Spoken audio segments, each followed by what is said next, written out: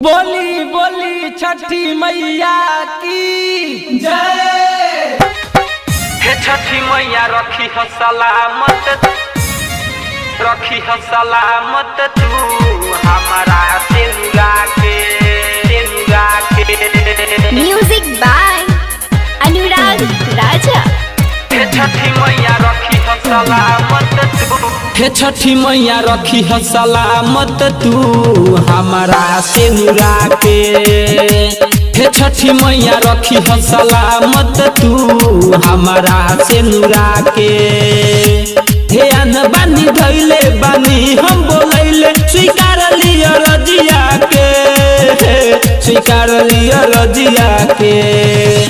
हे छठी मैया रखी हो सलामत तू हमारा सेनुरा के। हे छठी मैया रखी हो सलामत तू हमारा सेनुरा के। हे अन बानी धैले बानी हम बोलैले स्वीकार लिया रजिया के, स्वीकार लिया रजिया के। हे छठी मैया रखी हो सलामत तू हमारा सेनुरा के। हे छठी मैया रखी हो सलामत तू हमारा सेनुरा के।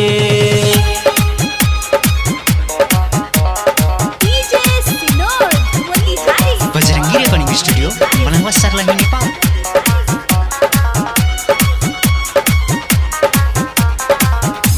हे छठी मैया रखी हो सलामत तू हमारा सेनुरा के।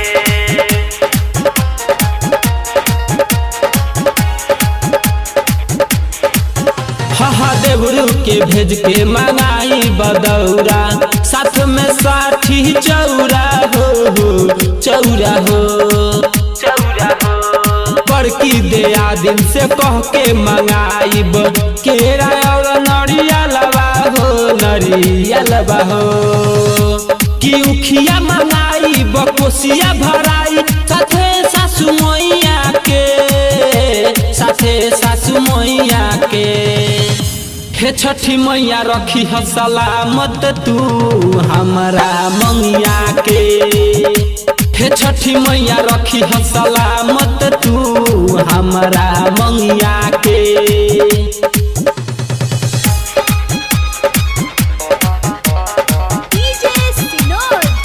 बजरंगी रेकॉर्डिंग स्टूडियो बनवा सरलाही नेपाल।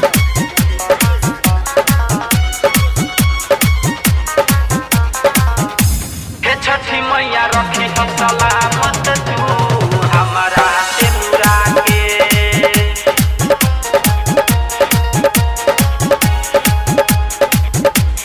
हाँ राइटर सूरज जी से घिउआ मंगाइब, राजू से चौमुख दियनवा हो, दियनवा हो। राइटर सूरज जी से घिउआ मंगाइब, राजू से चौमुख दियनवा हो, दियनवा हो। कि बबुआ लखिंदर विकास भोजपुरिया के आई है साझ के आई है साझ के। हे छठी मैया रखी हो सलामत तू हमारा सेनुरा के। हे छठी मैया रखी हो सलामत तू हमारा सेनुरा के। हे अन बानी धैले बानी हम बोलैले स्वीकार लिया रजिया के, स्वीकार लिया रजिया के। हे छठी मैया रखी हो सलामत तू हमारा सेनुरा के। हे छठी मैया रखी हो सलामत तू हमारा सेनुरा के। बजरंगी रेकॉर्डिंग स्टूडियो बनवा सरलाही नेपाल।